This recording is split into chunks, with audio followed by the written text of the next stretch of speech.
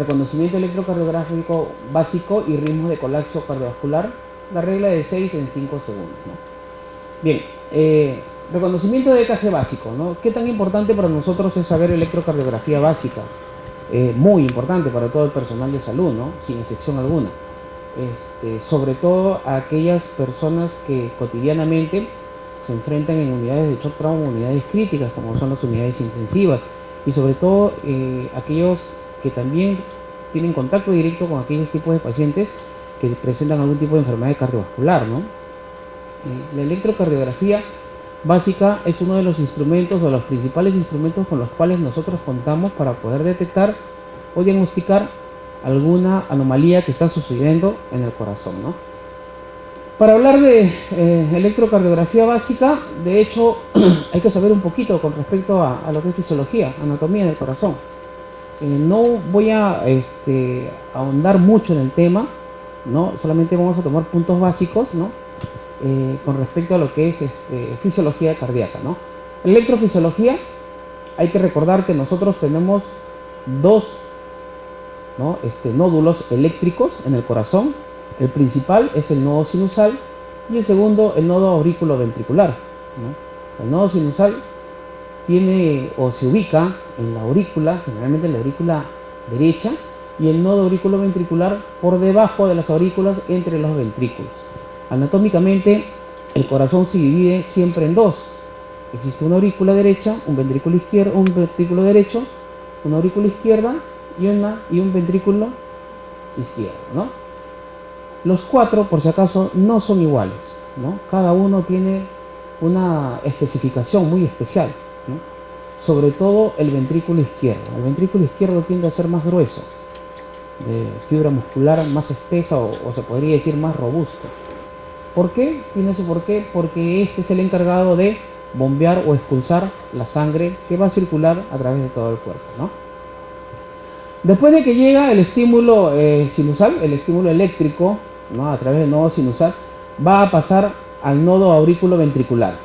Este se va a desplazar a través del haz de His, ¿no? El haz de His va a través de todo lo que es el tabique, ¿no? Y se va a dividir en una rama derecha y rama izquierda, lógicamente, para poder estimular al ventrículo derecho y al ventrículo izquierdo, ¿no? Estas células especializadas son células de marcapaso, especialmente la del nodo sinusal y posteriormente el nodo auriculoventricular, ¿no? El haz de His también cumple con esta función para después determinar o terminar en las fibras o fibras de Purkinje distales, ¿no? Que posteriormente tienen también un ritmo o estímulo eléctrico, ¿ya? Hay que recordar que las células cardíacas son células especializadas. El sistema de conducción cardíaca, ¿no? Habíamos dicho el nódulo auricular, ¿no? El tracto internodal anterior, ¿no? Las pequeñas ramas con las cuales se comunica con el nodo atrioventricular o el nódulo auriculoventricular, las ramas, ¿no? Del haz de His, la mano derecha, la izquierda, y después es la última vía de conducción donde se puede presenciar después las fibras de Purkinje, ¿no? ¿Qué es lo que nos representa cada uno de estos, ¿no? El corazón de por sí, como les menciono y redundo en esto, es netamente fibra muscular especializada. No es igual a célula cardíaca a una fibra muscular normal que nosotros podamos tener, ¿no? En todo el cuerpo. Cada uno de la fibra cardíaca está estimulada o recibe un estímulo eléctrico especial para poder realizar una contracción. Cuando estas células se contraen, ¿no? Se registra a través de un electrocardiograma de un papel milimetrado, que cada cuadrado tiene un detalle específico, donde nosotros podemos observar que el nodo sino auricular o el seno auricular nos representa la activación normal o marcapaso normal, donde se va a representar siempre con una onda P. El día de ayer había mencionado, la onda P, en su primera parte, del lado derecho, representa la activación de la aurícula derecha y el lado izquierdo representa la activación de la aurícula izquierda, ¿no? Asimismo, las aurículas de por sí, por tener fibras eléctricas especializadas, también registran un potencial de acción, ¿no? Un potencial de acción que nosotros lo podemos ver acá en esta línea verde, ¿no? Donde no es, ¿no?, como especie de una campana invertida lo que está presentando el nodo aurículo sinusal, sino es con un desplazamiento de activación netamente eléctrica, positiva, hacia arriba. Esto equivale generalmente a unos menos 60 mini equivalentes de voltios, ¿no? Y después, posteriormente, cuando la descarga eléctrica se transmite a través de las ramas para el nodo auriculoventricular, va decayendo y se representa de esta manera, hasta un estado de cero. Igual sucede con el nodo auriculoventricular, donde representa netamente la activación ventricular, ¿no? Y el nodo como representa a las ventrículas, a los ventrículos también representa un ritmo cardíaco, ¿no? Donde, por ejemplo, si el nodo auricular no funcionara, respondería el nodo ventricular, ¿no? Desde aquí entonces nos podemos estar preguntando si un nodo sinusal generalmente tiene una frecuencia cardíaca normal de ¿cuánto? De 60 a 100, ¿no? Aproximadamente. Un nodo ventricular, ¿de cuánto será? ¿Será mayor? ¿Será igual? ¿O será menor? Menor, ¿no es cierto? Determina una acción menor. ¿Por qué? Porque el potencial de acción de las membranas disminuye. ¿Por qué? Porque las cavidades son gruesas y van a responder y van a demorar al momento de accionarse, ¿no? Posteriormente el haz de Higgs también más prolongado, las ramas o fibras de Purkinje mucho más prolongadas, y toda esta sumatoria de ondas o de interpretaciones nos van a dar en sí lo que son las ondas del electrocardiograma, la representación gráfica. La sumatoria y las restas, ¿no? Con los intervalos y los complejos representan el electrocardiograma. El corazón tiene un automatismo, o sea, funciona por sí solo. Nosotros no determinamos al corazón en algún momento: quiero que latas el día de hoy más rápido, quiero que el día de hoy tú latas más lento. No determinamos nosotros el patrón o frecuencia cardíaca en determinado momento. Este responde a los estímulos, como les había dicho el día de ayer, ¿no? Responde a los estímulos que están inervados por el sistema parasimpático y por el sistema simpático. Deben de haberlo escuchado también el día de ayer, ¿no? Entonces, eso es importante. ¿Por qué? Porque también nosotros, como el corazón tiene un automatismo, nosotros podremos determinar que el nodo auricular representa una frecuencia cardíaca, un patrón cardíaco de 60 a 100 latidos por minuto. Eso es lo basal, eso es lo normal, porque este es el que manda, determina el patrón, ¿no? Cardíaco normal. El seno auriculoventricular representa una activación de 40 a 60 latidos por minuto. El haz de Higgs también tiene estímulo eléctrico y por lo tanto también es representado con frecuencias cardíacas menores a 40 latidos por minuto. Por último, las fibras de Purkinje, que también tienen un estímulo eléctrico propio, ¿no? Representan por debajo de 20 latidos por minuto, ¿no? Muchas veces ya cuando las fibras de Purkinje en determinado tipo de enfermedades, ¿no? Como por ejemplo insuficiencia cardíaca descompensada, no representan ya estímulos, y es por eso que después, solamente encontrando frecuencias cardíacas menores a 40, que son estimulados por el haz de Higgs, proceden después a una parada cardíaca. ¿Qué tan importante? Entonces vamos viendo el conocimiento de lo que representa el EKG normal, ¿no? Un EKG normal entonces debe determinar y debe tener siempre entonces una activación auricular, ¿no? Y eso se representa por la onda P. Tenemos una activación de los ventrículos, ¿no? Que se representa a través del complejo QRS. Recuerden ustedes que siempre cuando hay una activación, se activan las aurículas, estas viajan hacia el nodo auriculoventricular, ¿no? En el transcurso del viaje hay una determinada distancia. Esa distancia tiene un parámetro normal. No es prolongada ni es corta. Si fuese muy prolongada o muy corta, determina algún tipo de patología. Después de este viaje que realiza, activa los complejos, ¿no? Activa el complejo ventricular y representa el QRS, ¿no? Complejo QRS, donde nosotros al momento de activar se llena los ventrículos de sangre, ¿no?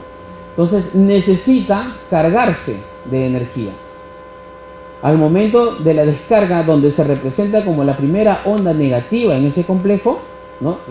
La parte P dispara una gran onda para desarrollar el punto R, donde el ventrículo va a descargar también todo lo que es la sangre para la circulación.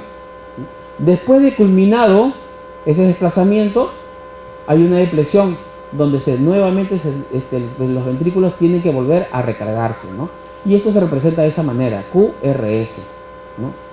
Una repolarización, un descanso y después nuevamente una activación que se representa con la onda T. La onda T no es igual a una onda P.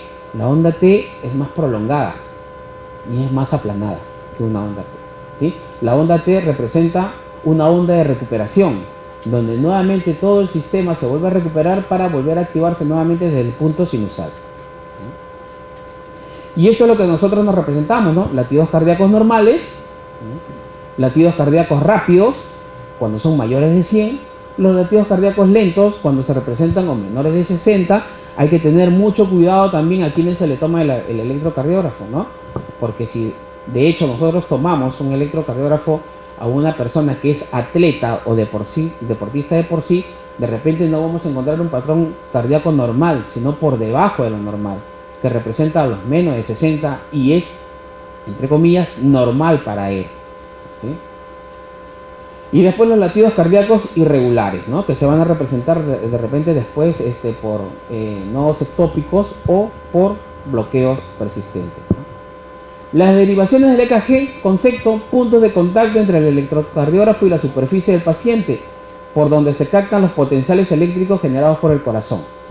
El corazón representa estímulos eléctricos, por lo tanto se comienzan a captar a nivel de los electrodos que se colocan, ¿no? Los electrodos son de dos tipos, de extremidades que son 4 electrodos y los precordiales que son 6 electrodos. ¿Saben tomar EKG? Sí, deben de haber tomado EKG alguna vez. Bueno, si no lo han tomado, ustedes lo han visto, ¿no? Ustedes ven que en un electrocardiograma colocan, ¿no?, los ganchos en los brazos, ganchos en las piernas, ¿no? Y deben de haber escuchado o deben de haber visto también el momento en que le ponen los chupones, ¿no? Cada uno de estos electrodos tiene su punto preciso para poder determinar y observar desde un punto al corazón, ¿no? Es como si se tomara de una cámara, por ejemplo, yo quiero tomarle a esta silla, así como está, le quiero tomar una foto y le tomo una foto desde este lado, desde mi lado izquierdo. Me voy al otro lado y le tomo una foto desde el lado derecho. Las vistas serán distintas, la representación también, pero sigue siendo el mismo objeto, ¿no? Y eso es lo que representa las ondas del electrocardiograma, ¿no? Derivaciones bipolares que se representan por el triángulo de Beethoven, deben de saber esto, parte de fisiología, ¿no? Donde el triángulo de Beethoven empieza desde el brazo derecho, punto de inicio, y se dirige hacia el brazo izquierdo, ¿no? El punto de inicio del brazo derecho es negativo y se desplaza hacia el lado izquierdo, donde se va a representar con un vector positivo. Posteriormente, esto me va a dar a la primera derivación, por lo tanto se representa de esta manera, ¿no? Se está viendo el corazón desde este punto, desde el lado derecho hacia el lado izquierdo, ¿no? La segunda derivación representa brazo derecho hacia la pierna izquierda. Se ve al corazón desde inclinado desde la parte posterior y se ve la derivación 2. La derivación 2 es la derivación donde se va a observar completamente todos los complejos o las ondas que representa el corazón. Y ahorita lo vamos a ver por qué. ¿Ustedes saben cuál es la posición normal de un corazón? ¿Dónde está? Hacia el lado, ligeramente al izquierdo. ¿Está inclinado para qué lado? Derecho, ¿no? ¿Será la misma posición de este vector? Claro, porque lo está mirando de arriba para abajo, ¿no?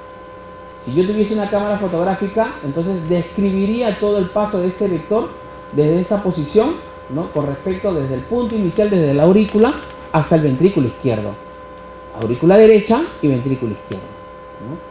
Por eso es que siempre cuando uno termina un electrocardiograma de tomar, siempre pide una tira de 2 larga. Esa es la explicación, porque acá se puede determinar bien todos los fenómenos de onda que se puedan presentar. La tercera derivación va a empezar desde el brazo izquierdo con un polo negativo, ¿no?, hacia la pierna izquierda con un polo positivo. Acá nosotros formamos un triángulo que es el famoso triángulo de Beethoven. La pierna izquierda, por si acaso, como electrodo, es un electrodo, como quien dice, a tierra. Solamente nos va a servir para que no haya o no presenten ningún tipo de interferencias. Las derivaciones bipolares, con las cuales se determinan en el triángulo de Beethoven, así se llaman derivaciones bipolares. ¿Por qué? Porque tienen dos polos, uno negativo y uno positivo. ¿No? Se representan de esta manera mediante un vector, ¿no? Derivación 1, inicio negativo, ¿no? Termina en positivo. Vector 2, inicio negativo, termina en positivo. Vector 3, inicio positivo y termina en positivo, ¿no? Y las derivaciones monopolares, que vienen a ser los complementos o las extensiones de estos vectores. ¿Saben lo que significa ABR, ABL, ABF? Muchas veces de repente ustedes han tomado infinidad de veces un electrocardiograma y cuando ustedes ven, ¿no?, en su gráfica dice ABR, ABL, ABF. ¿Saben lo que significa eso? ABR está en el término en inglés. A significa amplificación, amplificar. B de vector, R derecho. Se mira desde un punto medio del corazón hacia el lado derecho, o sea, el brazo derecho, donde solamente existe un polo, que es el polo positivo. Por eso que se llaman monopolares, porque el corazón no representa un punto polar, no lo representa. ABL, ¿no?, ampliación del vector izquierdo. ABF, ampliación del vector del pie. ¿De qué pie? ¿Recuerdan? Pie izquierdo. El triángulo de Beethoven, nuevamente, viéndolo desde este punto de vista del corazón, parte del medio del corazón, parte del medio del triángulo, representa las amplificaciones. ¿Hacia dónde van? ABR, ABL y ABF. Esto es importantísimo porque acá nosotros podemos determinar después las posiciones. En electrocardiografía siempre se va a decir, ¿no?, si existen dos derivaciones que sean complementos una de cada una, donde se vea algún tipo de malformación o de repente con alguna patología, entonces ese electrocardiograma está bien tomado, ese electrocardiograma está diagnosticando bien. Porque si existe solamente una de cualquiera de los polos, ¿no?, que representa algún tipo de patología, no está determinado 100% como una enfermedad. Acá nosotros podemos ver actividad eléctrica, se dirige hacia abajo, hacia la izquierda y hacia adelante, desde la aurícula derecha hasta el ápex, ¿no? Lo que le decía, los vectores siguen esta trayectoria. ¿Y cuál es el vector que sigue esta trayectoria? Lógicamente el vector 2, ¿no? Observen, miren, desde la aurícula, activación, hasta el ventrículo izquierdo. Es por eso que uno pide una tira, ¿no?, de 2 largos, pues dice, ¿no? Tómame un 2 largo para poder determinar y observar mejor. Esta es la explicación, ¿ah? Las derivaciones precordiales van a ver al corazón desde un punto sagital. Es como si lo partieran así, ¿no? Un plano sagital, donde el punto inicial va a ser el corazón y se desplazan los vectores hacia afuera. Acá se representan como B1, B2, B3, B4, B5, B6. Y cada uno tiene una posición en los electrodos, ¿no? Es importante saber la colocación de los electrodos para poder determinar una buena muestra de un electrocardiograma. B1, por ejemplo, se coloca en el cuarto espacio intercostal derecho, junto al borde external derecho. B2, cuarto espacio intercostal izquierdo, junto al borde external izquierdo. B3 está entre B2 y B4. Se determina B4, línea media clavicular, ¿no?, quinto espacio intercostal. Ahí se determina. Entre el B2 y B4 va el 3, punto medio. B5 está en la línea axilar anterior, B5. El B6 se encuentra en la línea media axilar, ¿no? Todos estos en el quinto espacio intercostal. B6, ¿no?, B5, perdón, se determina el quinto espacio intercostal y más arriba, pero sigue siendo el quinto espacio intercostal, se va a colocar al B6, ¿no? Muchas veces en las mujeres o cuando las personas son más grandes, se puede colocar este electrodo siguiendo la misma línea del espacio del cuarto espacio intercostal. Las derivaciones monopolares, que son conocidas de esa manera, ¿por qué? Porque el vector sale desde el punto medio del corazón para determinar y ser visto hacia la parte de afuera. ¿Cómo lo ve? De esta manera. ABR, ABL, ABF y las maneras como se va a ver dependiendo de las posiciones de los vectores, ¿no?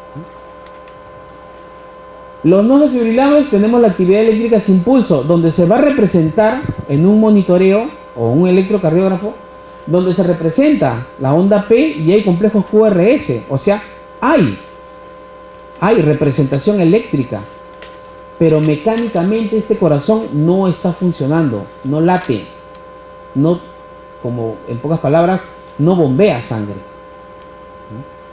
¿Qué es lo que me hace comprobar a mí de que este paciente está en actividad eléctrica sin pulso? Lógicamente el pulso. Y es importante saber tomar el pulso, y sobre todo el pulso carotídeo. La asistolia es ya una falla netamente mecánica. Recuerden que ustedes que la parada cardíaca tiene 3 fases: fase eléctrica, mecánica y metabólica. Y cada uno de ellos tiene un tiempo determinado. Vamos a ver fibrilación ventricular. Observen ustedes cómo se representa en un electrocardiograma una fibrilación ventricular. Es un ritmo caótico, no tiene ondas P, no hay complejos QRS, ¿no? El ritmo se dispara por cualquier lugar. La fibrilación se representa como un movimiento aceleradísimo, ¿no? El corazón no llega a latir, no late, no bombea la sangre, ¿no? ¿Por qué? Porque el fenómeno es netamente eléctrico. Es igual como a ustedes. ¿Alguna vez le han pasado corriente? ¿Alguna vez alguien? ¿Qué siente? Igualito está el corazón. Pero el corazón se mantiene en esa velocidad. Acá yo les puse, con respecto a fibrilación ventricular, una fibrilación ventricular gruesa. Los cardiólogos ustedes deben de haberlos escuchado en algún momento cuando dicen, no, es una fibrilación ventricular gruesa y después determinan es una fibrilación ventricular fina. En realidad, estas dos fibrilaciones se desfibrilan, sea gruesa o sea una fibrilación ventricular fina. Siempre hay que realizar una descarga eléctrica para los dos, ¿sí? Y la descarga eléctrica para una fibrilación ventricular, ¿de cuánto es? En un equipo bifásico, ¿de cuánto es? 360 en un equipo bifásico, 200 joules. En un equipo monofásico, ¿de cuánto es? Ahora sí, 360. ¿Sí? 360.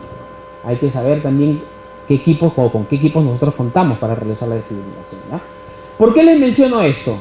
Porque en algún momento, cuando el corazón comienza a presentar la parada cardíaca en fibrilación ventricular, la representación se va a observar en el EKG como una fibrilación ventricular gruesa. Pasa 1 minuto, 2 minutos, el potencial o la pérdida de oxígeno que tiene cada una de las células especializadas, las células cardíacas, va disminuyendo porque consume energía.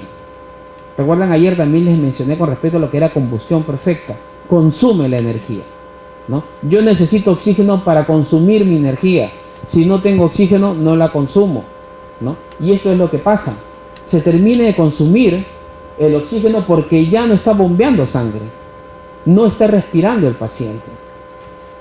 Y procede o precede después a una fibrilación ventricular fina. ¿Por qué? Porque se va debilitando.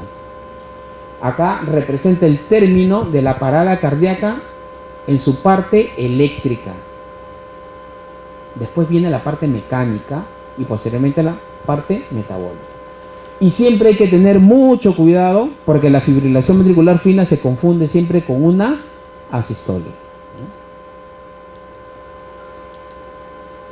El segundo, taquicardia ventricular sin pulso, ¿no? Se determina siempre sin pulso porque recuerden ustedes que las taquicardias ventriculares también hay con pulso, ¿no? Hay que verlo. Incluso el paciente puede estar caminando de lo más normal, ¿no? No tiene ningún tipo de presión metabólica, no tiene ningún tipo de signo de hipotensión, nada, ¿no? El paciente se encuentra normal. Y una taquicardia ventricular sin pulso se representa en el EKG de esta manera. Pero las taquicardias ventriculares también hay de distintas formas. En esta forma es una taquicardia ventricular sin pulso porque no le hemos detectado el pulso al paciente. Por eso es importante siempre, ante cualquier tipo de colapso cardiovascular, detectar el pulso del paciente primero para determinarlo. Esta taquicardia ventricular es rítmica porque observen ustedes, miren cómo va, ¿no? Ritmo, ritmo, ritmo, ritmo, ritmo, ritmo. Es rítmica. ¿Todas las ondas son iguales? Sí. O sea, es una taquicardia ventricular monomórfica. ¿Habrán polimórficas? Por supuesto que sí, donde se representan distintos tipos de ondas, ¿no? Pero la principal para una parada cardíaca es esta, ¿no? ¿Qué es lo que se tiene que hacer? Realizar defibrilación.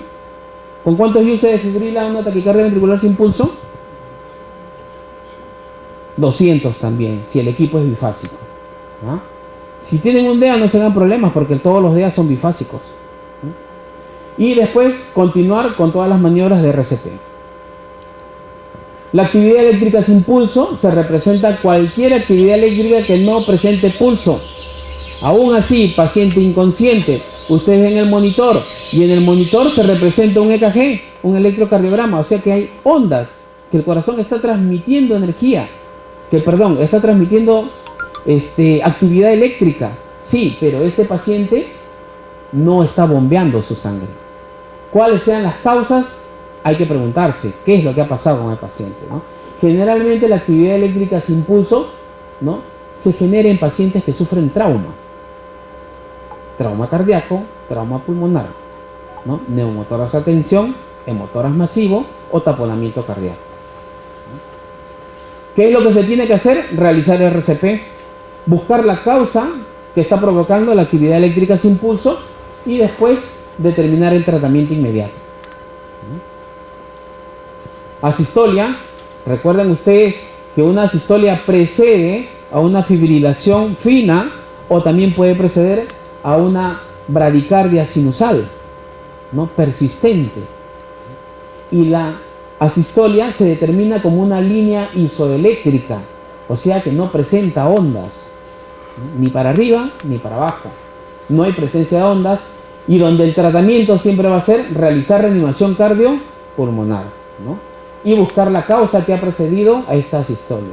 Cuando el paciente entra a asistolia, los porcentajes de sobrevida son muy bajos, ¿no? Llega a lo mucho 20-25%, nada más. 25% incluso es demasiado. 15 a 20% es lo que sobrevive, ¿no? Por eso es que lo principal en un paciente que presenta colapso cardiovascular es determinar paro cardíaco o no está en paro cardíaco. ¿Tiene pulso o no tiene pulso?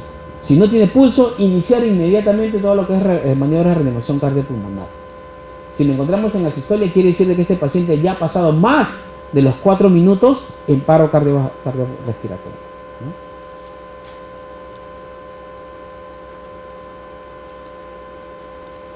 Ahora vamos a ver la identificación del ritmo y los complejos QRS, ¿no?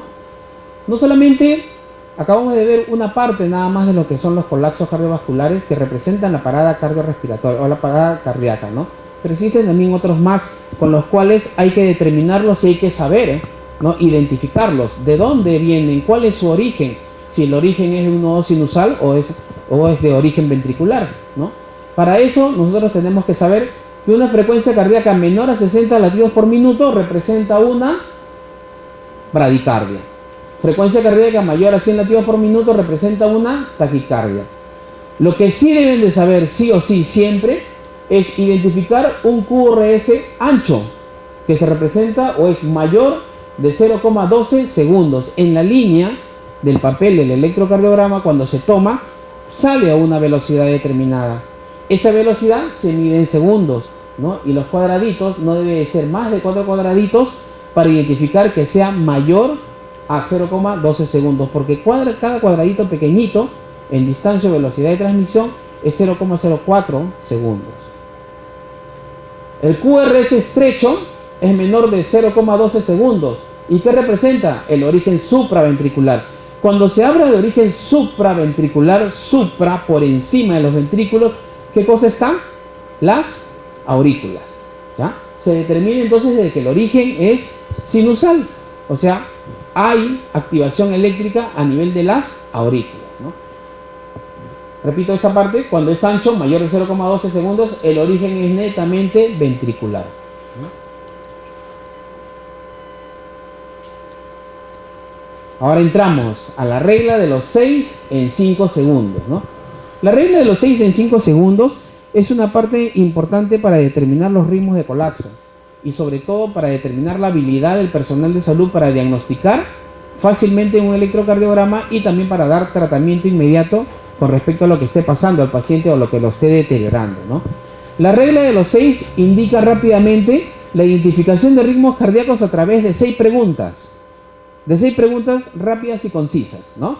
La primera pregunta, ¿hay presencia de QRS? Ya sabemos de que si puede ser un complejo ancho, ¿no? O estrecho, ¿no? Si nosotros determinamos el complejo de ese paciente, puede ser ancho o estrecho, hay que determinar si el paciente tiene pulso o no, también. Eso es importante, porque recordamos aquí el punto que hemos visto anteriormente, porque puede tratarse de una taquicardia ventricular con pulso, ¿no? ¿El QRS es ancho o es estrecho? Es la segunda pregunta que nosotros nos hacemos. Si mide más de 0,12 o mide menos de 0,12 segundos, ¿no? La tercera pregunta, ¿qué frecuencia tiene? ¿No? Determinamos el número de frecuencia para ver si se trata de una bradicardia o de una taquicardia, ¿no? Cuarta pregunta, ¿es un ritmo rítmico o arrítmico? También es importante, porque acá yo puedo determinar si puede ser de repente algún tipo de bloqueo o no. ¿Hay presencia de onda P? La presencia de la onda P nos va a indicar la activación. ¿De dónde vendría la activación si hay presencia de onda P? Sinusal. O sea, tendría un ritmo sinusal, ¿no? Y la última pregunta, ¿cómo es la relación entre la onda P y el QRS? Están estrechamente ligados, normalmente ligados, están ligeramente separados, están muy separados o cada uno de ellos se manda como quiere, ¿no? Los cardiólogos cuando enseñan esta parte de EKG básico, lo enseñan como si fuese una pareja, ¿no? El hombre y la mujer, ¿no? Donde P puede ser hombre o mujer y el QRS también puede ser hombre o mujer, ¿no? Pero llega un momento de conflicto, pues, porque no todo es armonía en la vida, ¿no? Dichosos los que tienen armonía todo, con su pareja durante toda su vida, ¿no? Pero en algún momento hay una discusión, y cuando uno discute, puede ser de que se aleje ligeramente, ¿no? Cuando la discusión ya pasa a planos mayores, decido alejarme más, ¿no? Y cuando ya no me interesa la relación, hago lo que yo quiera y me desplazo por donde yo quiera. Tanto la onda P como el complejo QRS, ¿no? Y de esa manera lo relacionan los cardiólogos al momento de enseñar el electrocardiograma, ¿no? Vamos a ver. ¿Han apuntado ahí sus ritmos? Las 6 preguntas, ¿las tienen? ¿Sí? ¿Recuerdan ustedes? Y esta es una manera fácil de determinar y buscar los ritmos. Vamos a ver. ¿Cuál es la primera pregunta que tienen ustedes ahí? ¿Cuál es? A ver, fuerte. ¿Hay presencia de QRS? Miremos la primera tira del electrocardiograma. ¿Hay presencia de QRS? Sí, ahí está, miren. QRS. Hay presencia y presencia. Muy bien. La segunda pregunta.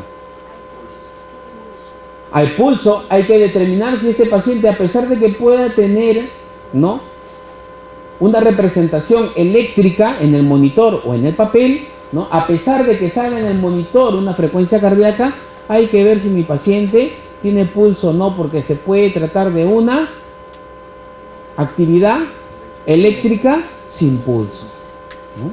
Hay que determinar eso porque también puede ser que el paciente esté en paro.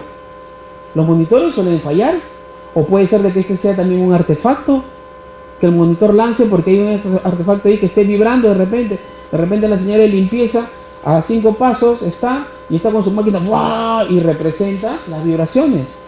Por eso es importante siempre vigilar al paciente, no tanto al monitor. Si hay algún tipo de deterioro, no hay que mirar al monitor, hay que mirar al paciente, ¿sí? La tercera pregunta. ¿Cuál era? Muy bien.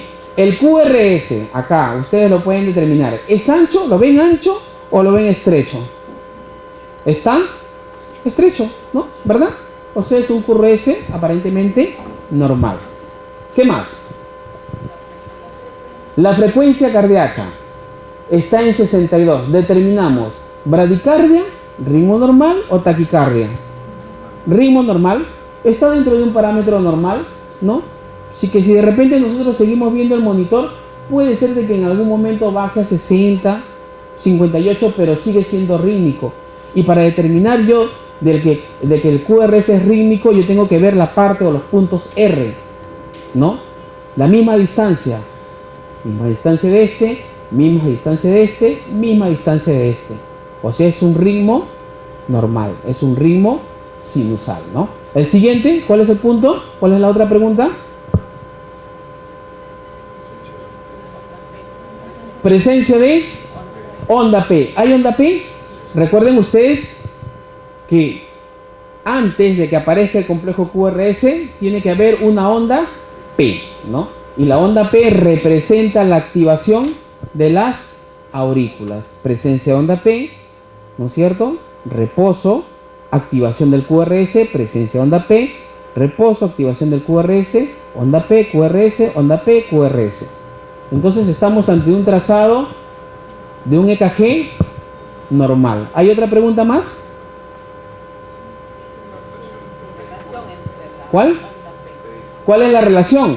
¿Sí? Hay presencia entre los dos, ¿no? Están vinculados los dos. No están distanciados, ni ninguno de ellos dispara por ningún lado, ¿no? Cada onda P, QRS. Onda P, QRS. La de aquí es una onda P. Entonces este es un EKG normal, ¿no? Con un ritmo normal y una frecuencia cardíaca normal. ¿Sí? Analicemos esto ahora. La primera pregunta, ¿cuál era? ¿Hay presencia de complejo QRS? Sí, observen, ¿no? QRS, QRS, QRS, QRS. Segunda pregunta. Determinar si el paciente tiene pulso. Siempre es importante. No se olviden nunca. Determinen si su paciente siempre tiene el pulso, ¿no? No necesariamente ir y tomarle el pulso carotídeo. De repente, señor, ¿cómo se encuentra? Ah, sí, me encuentro muy bien. Y te responde adecuadamente. Ya no tienes que ir y tomarle el pulso, ¿no? ¿Qué más? La tercera pregunta. ¿Es ancho o estrecho? ¿Cómo lo ven ustedes? Es estrecho, ¿no? Representa o está dentro del parámetro normal. Este complejo QRS es estrecho, ¿no? Siguiente pregunta. La frecuencia, ¿sí? La frecuencia. ¿Cómo está la frecuencia? Elevada, ¿no? ¿Qué cosa representa? Una taquicardia. Una taquicardia, ¿sí? Ahora vamos a determinar y vamos a seguir dándole los apellidos. La siguiente pregunta. Si es arrítmico o no, vemos los puntos R. R, R, R, R, la misma distancia, la misma distancia. Si yo pongo una regla entre R y R, hay misma distancia. Entonces es regular. Es regular, ¿no? La siguiente pregunta. ¿Hay presencia de onda P? Sí, ahí está. Está, ¿no? La onda P precede a un complejo QRS. Siguiente. ¿Hay relación? Sí, hay relación. Entonces estamos ante una taquicardia con presencia de onda P sinusal. Vamos entendiendo lo importante que es realizar esas 6 preguntas, de las cuales de repente ustedes pueden obviar hasta 2. Y es por eso que cuando uno aprende en ACLS, en soporte avanzado de vida, hace las preguntas pero en forma ya de paporreta, rápidamente. Determina mirando el EKG, ¿no? Para poder determinar o tener algún tipo de acción mediante el paciente, ¿no? Y esto es importante porque nos lleva hacia un diagnóstico del paciente. Acá yo tengo un ritmo normal, ¿no? Lo puedo determinar como frecuencia normal con ritmo sinusal, posiblemente con una tendencia a una ligera bradicardia. Acá, ¿no? Una taquicardia de origen sinusal. ¿Necesitará tratamiento? No. ¿Necesitará medicación? De repente no tanto, ¿sí? Vamos a seguir reconociendo otros ritmos. Y acá sí nos metemos un poquito en algunas patologías ya que representan. Observen acá por favor el diagrama, ¿sí? Vamos a ver primero. La primera pregunta, ¿cuál es? Complejo QRS. ¿Hay presencia de complejo QRS? ¿Hay presencia de QRS? Sí, claro que sí. ¿Ah? Hay que determinar si el paciente tiene pulso o no tiene pulso. con una frecuencia cardíaca de 40 hay que tener mucha habilidad para poder detectar ese pulso. Porque muchas veces un paciente con frecuencias cardíacas bajas, ¿no? Por debajo sobre todo de los 40, tenemos que estar sospechando de que la activación es del nodo ventricular, posiblemente sea del nodo ventricular. Por lo tanto, al momento de controlar un pulso, no lo vamos a encontrar un pulso saltón, sino un pulso muy débil, ¿sí? Y miren todo lo contrario, ¿no? Si encuentro una bradicardia con un pulso débil, la presión arterial, ¿cómo se encontrará? ¿Elevada, normal o baja? Elevada, porque trata de compensar este ritmo cardíaco. Yo elevo mi presión, el organismo es sabio, eleva su presión arterial a pesar de que tenga menos latido. Es como si el corazón comenzara a bombear, ¿no? Con un balde de 1,5 litros. Bombea y bombea normalmente con un balde de 1,5 litros. Pero ahora, ¿no? Mi patrón cardíaco es menor de lo normal, o sea, ya no puedo mandar la misma cantidad de sangre que lo mandaba en un minuto. ¿Qué hago? Agarro un balde más grande ahora. Trabajo menos, pero lleno más, ¿no? Es lo que hace el corazón, es lo que hace el organismo. Sigamos analizando, ¿no? La tercera pregunta, ¿cuál es? ¿El complejo QRS es ancho o es estrecho? Observen bien. Es estrecho, ¿no? Es estrecho, muy bien. Y si ya estamos hablando de que se trata de un complejo estrecho, quiere decir de que se trata de ¿qué origen? ¿Recuerdan ustedes? Es supraventricular. Muy bien, seguimos. La siguiente pregunta, ¿cuál es? La frecuencia está en 40. Estamos hablando entonces de una bradicardia. Muy bien, seguimos. El ritmo. ¿Cómo es el ritmo? Observen ustedes, ¿no? Punto R, al punto R aquí y al punto R acá. ¿Tendrán la misma distancia? No, posiblemente no. Tendríamos que ver la otra onda cómo vendría, que posiblemente también puede ser de que tenga esta misma distancia de aquí.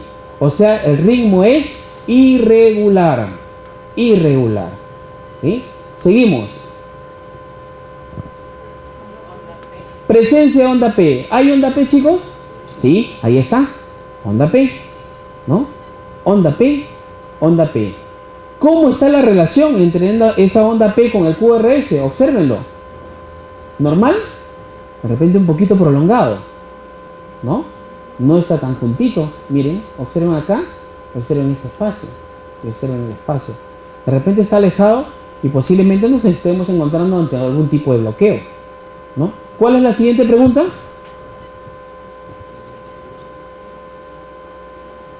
¿Cuál? El ritmo es sinusal. Entonces estamos ante una bradicardia supraventricular con un ritmo sinusal. ¿Sí? Acá abajo ahora, nuevamente, ¿no? Para terminar el ejercicio ya. Observen. ¿Hay presencia de QRS? Observen bien, ¿ah? Fíjense bien lo que van a responder. ¿Hay QRS? ¿Hay? ¿Están seguros? ¿Sí? Claro que hay QRS. Esto representa los QRS, ¿no? ¿Cómo son esos QRS? ¿Son estrechos o anchos? Anchos. Ahora sí, miren, observen, ¿no? Son anchos, ¿no? ¿Cómo está ese ritmo? A pesar de que el complejo es ancho, miren el ritmo. Distancia, distancia, distancia, distancia, distancia. Igual. Es rítmico. ¿Sí? ¿Cómo está esa frecuencia? Elevada, ¿no? ¿Está taquicárdico? Sí, ¿no? La siguiente pregunta, ¿cuál es? ¿Hay presencia de onda P? Observen bien. ¿Hay P? No hay P. Por lo tanto, el origen es de tipo ventricular, ¿no? ¿Hay relación? No hay, pues. Al no haber presencia de onda P, entonces estamos ante una taquicardia ventricular, ¿no? ¿Quieres ponerle el apellido? ¿Monomórfica? Sí, monomórfica, ¿no? No sabemos si tiene pulso o no, porque para eso nosotros tenemos que haber determinado. Si no tiene pulso, estamos ante un paro cardíaco, taquicardia ventricular sin pulso. Si el paciente tiene pulso, taquicardia ventricular con pulso, ¿no? Pero de hecho, De hecho, a pesar de que pueda tener pulso, su sistema hemodinámico está deteriorado, ¿no? Ahora vamos a ver las taquiarritmias supraventriculares, ¿no? Cuando hablamos de supraventriculares, recuerden ustedes todo lo que está por arriba de los ventrículos, o sea, hablamos de las aurículas, ¿no? Taquicardia sinusal, ¿no? Nuevamente analizamos. Complejo QRS presencia, sí. ¿Es estrecho? Sí, es estrecho, ¿no? Ahí esto lo podemos ver. Son rítmicas, sí. Entre R y R es rítmico. Ahí está, ¿no? ¿Hay presencia de onda P? Sí hay presencia de onda P. Determinar el pulso del paciente para ver su frecuencia. Frecuencia de 120. Estamos ante una taquicardia sinusal. Taquicardia sinusal, ¿no? Ahora vemos las contracciones auriculares prematuras o extrasístoles auriculares, ¿no? Aunque ahora último dicen que el nombre de extrasístoles no debería de ponerse, ¿no? Porque son contracciones persistentes, ¿no? Y ustedes van a observar acá, en este electrocardiograma, ¿no? Presencia de onda P. ¿Hay onda P? Complejo QRS sí hay. ¿Es estrecho? Estrecho. Sí está. Ahí está estrecho. Es rítmico hasta determinado punto, ¿no? Y que si posiblemente sigue la tira del EKG, acá aparezcan otros más, ¿no? Pero ¿qué es lo que está desfavoreciendo? La presencia de un QRS adicional. Por eso que se llama, ¿no? Prematura, contracciones prematuras. Seguido de una onda P auricular. ¿Sí? Un foco ectópico en la aurícula salta antes que el nodo sinusal y provoca la contracción cardíaca. ¿Sí? Son frecuentes y se presentan más de 5 a 6 por minuto. La P o la onda P es prematura y de otra forma, es distinta. Miren acá, miren acá, miren acá, ¿no? Ondas P distintas, no son iguales. Taquicardia auricular, una sola morfología de onda P. Todas tienen o mantienen el mismo ritmo con una misma onda P, ¿no? Su frecuencia oscila entre 100 y 240 por minuto. Acá nosotros podemos determinar con un patrón cardíaco de 240 por minuto si el paciente se encuentra en estado hemodinámico descompensado o no. Fibrilación auricular, observen ustedes, hay complejo QRS, pero no hay onda P, ¿no? La característica de esto es que se representa como si fuesen las sierras o el serrucho, ¿no? Si ustedes encuentran esto en su EKG, están ante una fibrilación auricular y determinará el doctor o el médico el tratamiento si es medicamentoso o revierte mediante una cardioversión. Taquicardia paroxística supraventricular o auricular, ¿no? Donde hay presencia de onda P, pero que está metida entre la onda T. Acá se determina presencia de onda P. Donde los focos pueden ser también de tipo ventricular, pero con un complejo estrecho. Las taquicardias ventriculares ya la hemos visto, fibrilación ventricular, taquicardia ventricular con pulso y la taquicardia ventricular sin pulso, ¿no? Los ritmos de bloqueo, para ir ya terminando esta parte ya, ¿no? Los ritmos de bloqueo. Vamos a examinar esta parte. En un inicio les había dicho que los bloqueos se determinan como si fuesen una unión. La onda P siempre tiene que estar ligada al complejo QRS, ¿no? Es como cuando enseñan EKG, como les decía a los cardiólogos, ¿no? Si hay un malentendido entre la pareja, se van a ir distanciando poco a poco, ¿no? Cuando se distancian completamente, después cada uno de ellos va por su lugar. Ya no les interesa porque están divorciados, ¿no? Igual sucede con esto, con los ritmos de bloqueo. Analicemos. QRS, ¿cómo es? ¿Hay QRS?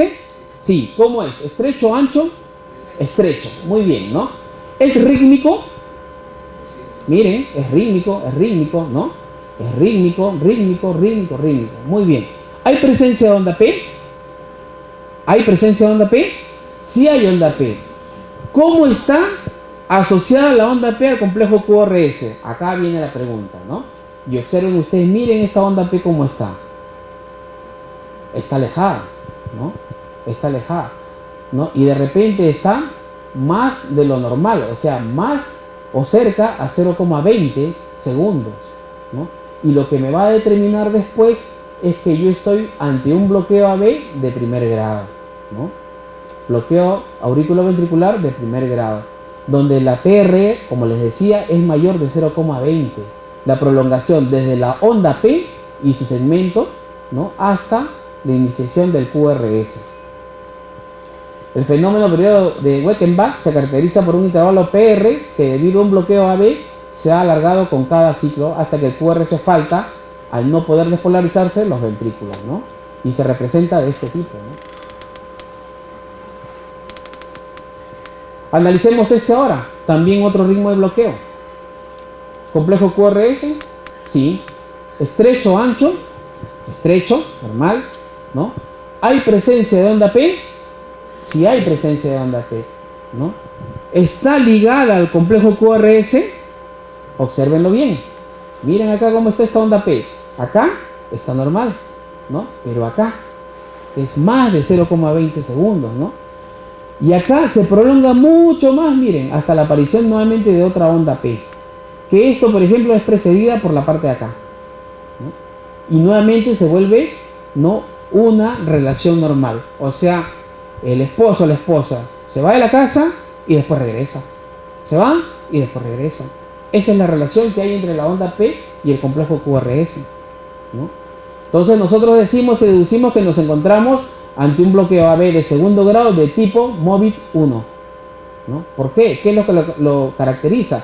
¿No? El intervalo PR es constante hasta que una onda P no conduce, no conlleva al complejo QRS. No hay, se fue, ¿no? Se disoció. Puede ser fijo que después de cada 2 ondas P, ¿no?, aparezca o desaparezca un QRS, o puede ser cada 3 o 1 o 4 o 1. Es variable, ¿no? Avanzado 2 o más ondas P son bloqueadas, ¿no? En el tiempo o cuando se determina durante un EKG, si no aparecen los complejos, ¿no?, a la misma vez después de una onda P en 2 derivadas QRS, entonces puede ser de que este preceda después a otro bloqueo posterior que puede ser un AB completo, ¿no? Y eso sí determina el uso de los marcapasos, ¿no? Ritmo de bloqueo, nuevamente analizamos. QRS, presencia, si hay. Es estrecho, estrecho, ¿no es cierto? ¿Hay presencia de onda P? Hay presencia de onda P. ¿Cómo está ligado esa onda P con el complejo QRS? Acá normal, ¿no? Acá es normal, ¿no? Acá es normal y después se disparó. Acá debería de haber un complejo más, ¿no? Y el PR es prolongadísimo. Vamos a ver. AB de segundo grado tipo MOVIT 2. El bloqueo de segundo grado es un PR mayor a 0,20 segundos, ¿no? Ocasionalmente no hay QRS luego de la onda P, ¿no? Y podemos ver de tipo 2, el MOVIT de tipo 2, 3 en 1, donde determina que desaparecen por cada onda P 3 complejos QRS, ¿no? Y el avanzado es de tipo 3-2, donde hay presencia de complejo, de onda, pero no hay presencia de complejo pues, posteriormente. También este tipo de pacientes van a necesitar como tratamiento siempre los famosos marcapasos, ¿no? El último ritmo, observen, complejo QRS, acá, ¿es estrecho o es ancho? Ancho, ¿no? Entonces estamos viendo que el origen de dónde es ventricular. ¿Es un ritmo mortal? Claro que sí, ¿no? Lo relacionamos. ¿Hay presencia de onda P? Sí, pero miren cómo es el intervalo. Bien lejano, ¿no? Complejo QRS ancho con intervalo P lejano me está diciendo que solamente los ventrículos están trabajando. No está trabajando mucho lo que es el seno auricular, ¿no? Y nosotros podemos determinar que es un bloqueo de tercer grado, ¿no? Tercer grado, ondas P y QRS disociadas, ¿no? O sea, cada uno se lanza por donde quiera. Cada uno de los nodos comienzan a trabajar independientemente y esto ocasiona un caos en el electrocardiograma donde puede deteriorarse y presentar un ritmo posteriormente de muerte, ¿no? Bien, para ver todo lo que es un resumen y ustedes puedan aprender lo que es bloqueos, este cuadrito los va a ayudar bastante, ¿no? Y les agradezco su atención con el primer tema.